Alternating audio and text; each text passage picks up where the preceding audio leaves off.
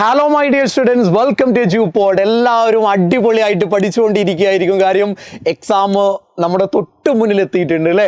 എല്ലാവർക്കും സ്കൂളുകളും എന്താ പറയുക, നമ്മുടെ എജ്യൂപോഡിലൊക്കെ ചാപ്റ്റേഴ്സൊക്കെ കുറേ മുന്നേ തന്നെ നമ്മൾ കംപ്ലീറ്റ് ചെയ്തിട്ടുണ്ട്. നമ്മൾ റിവിഷൻ പ്രൊസീജിയറിലൂടെ ഇങ്ങനെ മുന്നോട്ട് പോയിക്കൊണ്ടിരിക്കുകയാണ്. അപ്പോൾ എനിക്ക് നിങ്ങളോട് സൂചിപ്പിക്കാനുള്ളത്, ഇനിയുള്ള ദിവസങ്ങൾ, ഇനിയുള്ള നിമിഷങ്ങൾ, ഇനിയുള്ള ഓരോ സെക്കൻഡുകളും വളരെ ക്രൂഷ്യലാണ്. അത് നമ്മുടെ എന്താ പറയുക നമ്മുടെ ഡ്രീം എന്ന് പറയുന്നത്, ആദ്യമുള്ള ഡ്രീം എന്താ, +1 എല്ലാ വിഷയങ്ങളിലും ഫുൾ മാർക്ക് വാങ്ങണം എന്ന് തന്നെയാണ്. ഏറ്റവും മിനിമം A+ വാങ്ങണം എന്നുള്ളതാണ്. അപ്പോൾ ആ ഒരു ഡ്രീമിലേക്ക് എത്താൻ നമ്മളുടെ ഇനിയുള്ള സമയം നമ്മൾ എങ്ങനെ യൂട്ടിലൈസ് ചെയ്യുന്നു എന്നത് വളരെ പ്രധാനപ്പെട്ട കാര്യമാണ്. വളരെ സിമ്പിളായി പറഞ്ഞാൽ, ഒരു സെക്കൻഡ് പോലും നമുക്കിനി എന്ത് ചെയ്യാനില്ല, വേസ്റ്റ് ചെയ്യാനില്ല. നമ്മളുടെ മാക്സിമം എഫേർട്ട് നമ്മൾ ഇട്ട് വർക്ക് ചെയ്യേണ്ട സമയമാണിത്.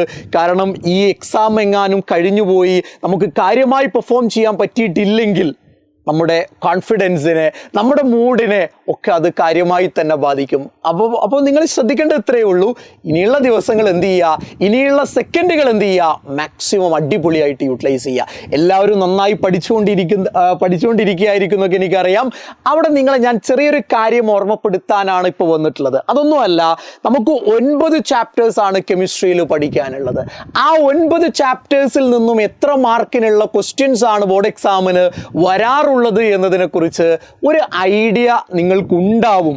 ആർക്കെങ്കിലും അതില്ലെങ്കിൽ അതൊന്ന് ഓർമ്മപ്പെടുത്താനാണ് ഞാൻ വന്നിട്ടുള്ളത്. മക്കളെ, അത് നമ്മൾ കൃത്യമായി മനസ്സിലാക്കണം. കാര്യം എന്താണെന്ന് ചോദിച്ചു കഴിഞ്ഞാൽ, ചില ആളുകളൊക്കെ സാർ ഈ ചാപ്റ്റർ പഠിക്കേണ്ടതുണ്ടോ, ഇത് മാറ്റി നിർത്താൻ പറ്റുമോ എന്നൊക്കെ ചോദിച്ച് മെസ്സേജ് അയക്കുന്നത് ഞാൻ കണ്ടു.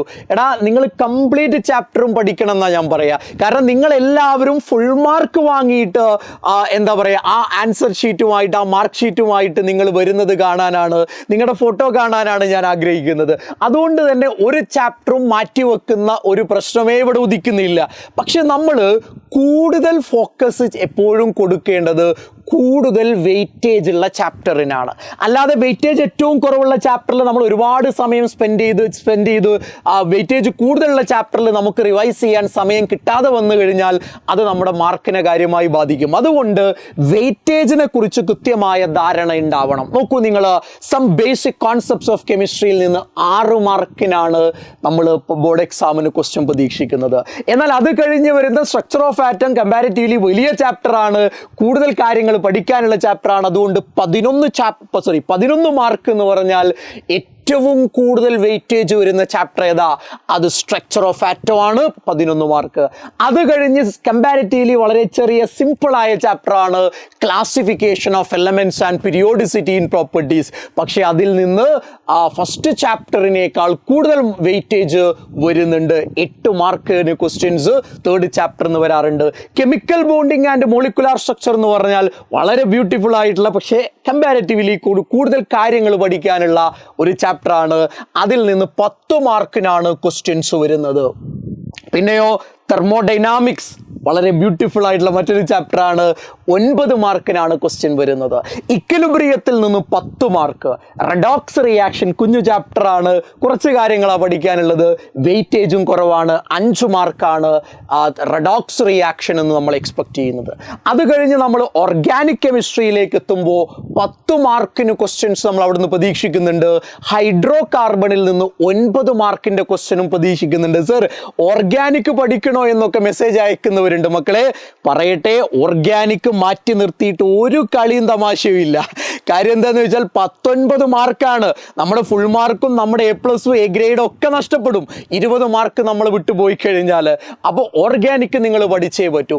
അപ്പോൾ ഇനി മക്കളെ, ഇനിയുള്ള സമയങ്ങളിൽ നിങ്ങൾ പഠിച്ച കാര്യങ്ങൾ റിവൈസ് ചെയ്യുന്ന സമയത്ത്, കൂടുതൽ പ്രോബ്ലംസ് ചെയ്ത് പ്രാക്ടീസ് ചെയ്യുന്നതിനെ കുറിച്ച് ആലോചിക്കുന്ന സമയത്തൊക്കെ വെയിറ്റേജിനെ കുറിച്ചുള്ള ധാരണ മക്കൾക്ക് ഉണ്ടാവണം എന്നുള്ളതാണ്. അപ്പോൾ മക്കളെ, ഒന്നുകൂടെ ഞാൻ പറയട്ടെ, വെയിറ്റേജ് ഒക്കെ മനസ്സിലാക്കി 9 ചാപ്റ്ററും അടിപൊളിയായിട്ട് മക്കൾ പഠിക്കാൻ ശ്രമിക്കുക. തുടർന്നുള്ള ദിവസങ്ങളിൽ അടിപൊളി ലൈവ് സീരീസുമായിട്ട് നമ്മൾ നിങ്ങളുടെ അടുത്തല്ല, നിങ്ങളുടെ കൂടെ തന്നെയുണ്ട്. എല്ലാ ലൈവും അറ്റൻഡ് ചെയ്യുക, എല്ലാ റിവിഷൻ സെഷൻസും നിങ്ങൾ അറ്റൻഡ് ചെയ്യുക, പരമാവധി ക്വസ്റ്റ്യൻസ് ചെയ്ത് പ്രാക്ടീസ് ചെയ്യുക. ഇനിയുള്ള ഓരോ സെക്കൻഡുകളും പ്രൊഡക്റ്റീവായിട്ട് നിങ്ങൾ മാറ്റുക. ടൈം ബൗണ്ടഡ് ആയിട്ട്, വെൽ പ്ലാൻഡ് ആയിട്ട് നിങ്ങൾ പഠിക്കുക. എങ്കിൽ ഒരു സംശയവും നിങ്ങളുടെ ആ ഡ്രീമിലേക്ക് നിങ്ങൾക്ക് എത്താൻ വേണ്ടി പറ്റും. ഫുൾ മാർക്ക് നമുക്ക് അച്ചീവ് ചെയ്യാൻ പറ്റും. മക്കളെ, നിങ്ങളുടെ കൂടെ ഞാനുണ്ട്. All the very best. Thank you very much.